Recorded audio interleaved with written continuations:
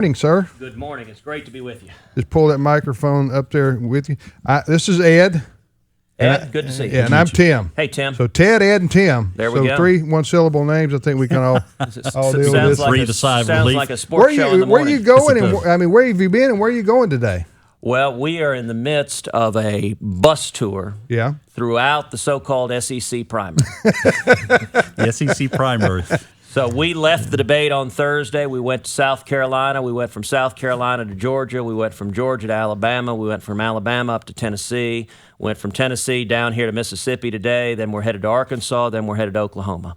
Yeah, but you better be careful about picking teams. Picking sides. Or you can go to every city and say you're one of them. You know what I'm saying? That's what I noted in Alabama that between Alabama and Auburn, we just about had a fight break out at every rally. You don't want to pick sides in that one. They take their football very seriously down here. How long? I got to know. We need to know how long you have. How long do you have with us? Somebody tell us. 7 minutes. 7 more minutes. 7 minutes, so we better make it count. So they have you really on the clock, don't they? Oh, it's never stopping. And my wife and girls are in the bus with us. You know, my daughters are 7 and 4, Caroline and Catherine, and they're bouncing off the walls. They're having more fun than they've ever had. Where are you from? Houston. Are you from the Houston area? Okay, I want to ask you this because Ed and I talked about this yesterday. Post-debate, your numbers went up according to NBC. I didn't see other surveys, but then Cruz, that was on Drudge and other places. So your numbers went up. You bounced, I don't know, 5, 6, 7 points. We moved. According to NBC, we moved into second place nationally. Yeah, and that was had very to make you feel good. Yeah, it was terrific. And what we saw simultaneously was this incredible fundraising explosion. In the 100 hours since the debate, we raised over $1.1 million. People all over the country went to tedcruz.org, contributed online.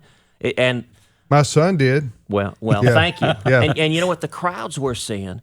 So we were just at Connie's Chicken here in Tupelo, Mississippi. We had 700-800 people out there in the blazing heat. I was just standing on the back of a pickup truck talking to them. We had in Tennessee yesterday, we had about 2,500 people come out. I mean, it has been incredible. Why do you think that is? People are hungry for a change. Yeah. They're tired of politicians who say one thing and do another, and they're looking for someone who'll tell them the truth and who'll do what he said he will do. I actually don't think it's all that complicated. Well, and I think you mentioned that during the debate. I will always tell you the truth. I just think that is a primary thing that people are looking for in their political leaders. They're tired of games. They're tired of promises. They want someone who will tell them the truth. I assume even if the truth is not pleasant, that if there's difficulties coming, but that is a message that seems to be resonating. Well, people understand that the challenges facing this country today are extraordinary, that we are in crisis, and it is now or never. And I'll tell you, nothing is more important in the next 18 months than that the body of Christ rise up, than that Christians stand up, that pastors stand up and lead. As you know, my dad is a pastor, Pastor Rafael Cruz. He travels the country, 76 years old. He's got the energy of a teenager, and he travels the country, and his ministry primarily focuses on other pastors, urging pastors. He's got actually a very hard message that he delivers, and he will tell pastors, he says, listen, God really laid upon my heart that no one bears greater responsibility for the condition of this country today than the pastors. Mm-hmm. Because if the flock stumbles into a ditch, you don't blame the sheep. Right. You blame the shepherd. Mm. And in this last election, 54 million evangelical Christians stayed home. How many? There are 90 million evangelicals nationwide. 54 million stayed home. Many of those not even registered. That's exactly right. If we can simply bring Christians to the polls, is it any wonder we have the government we have the leaders we have, if believers stay home and leave electing our leaders to unbelievers? We get exactly what we deserve, and nothing is more important than having people of faith stand up and just vote our values, vote biblical values, and that's how we turn the country around. I want to ask you one other thing that I don't know. You're going to have to. He's got to go in a minute. Okay. You said at the debate, you said the first day on the job, should you be elected president, you're going to do A, B, and C. And most of it involved rescinding or what President Obama has done under his executive orders, I guess, which your view is, and certainly mine is too, it's a lot of what he's done maybe not a lot, but several things he's done that are high profile have Sure. been unconstitutional. Sure. So how are you gonna do this? So first day? Well, that is exactly right. In fact, this is what I'm talking about on the Cruz Country SEC bus tour. is I'm telling people, look, here's what the first day in office will look like. And there are 5 things I intend to do on January 20th, 2017. Number 1, rescind every single unconstitutional and illegal executive action taken by President Obama. Number 2, direct the Department of Justice to open an investigation into Planned Parenthood. Amen. And prosecute any and all criminal conduct. Number 3, direct every agency of the federal government. The persecution of religious liberty ends today. The federal government will defend religious liberty, not attack it.